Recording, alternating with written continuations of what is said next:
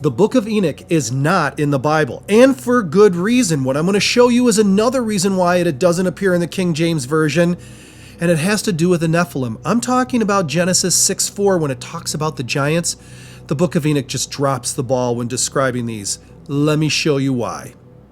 Before we do, let me just give you a quick background on the Book of Enoch and Enoch himself. The book claims that Enoch wrote it. Enoch is seventh from Adam. He's just a few generations back from Noah, so he's related to Noah. He was born in 3382 BC and has the distinction of very few people, like two, of being translated. What that means is that he didn't die and was resurrected like Moses. He didn't even die at all. He was just taken off the earth, body and everything, when he was 365 years old. I believe that one of the telling marks of this not being a genuine book, but a fraud, has to do with the way they treated the story of the giants, the Nephilim. Wait to hear what they said about it. So here's how it's told. There was a group of angels that are in heaven, hanging out, and all of a sudden, one says to the rest, "Hey, look at those women on earth. They look pretty good. Let's go get us some wives." Okay, let's go. 200 angels come to earth. Now these are supposedly good angels, and they choose wives, human wives. And then they have babies. These babies were the giants of old. Now, personally, I disagree with that take on it, but that's not the purpose of this video.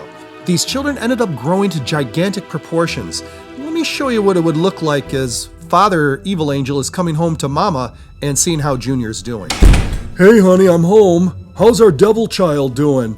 "Oh, he's doing fine, honey, but, he ate the entire garden, he ate all of the animals, and now he's starting to look at the neighbors. I'm a little bit worried, but he's growing like a weed."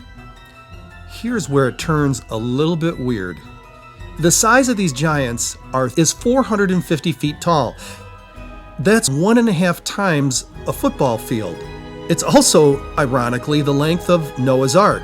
And this condo in Ottawa, Canada, yeah, he'd be touching the top floor if he was that big. I doubt it. Nothing like that has ever existed or will, and this is where the Book of Enoch, and I don't know why they did this, falls flat on its face. There's still any question whether this book is credible or not.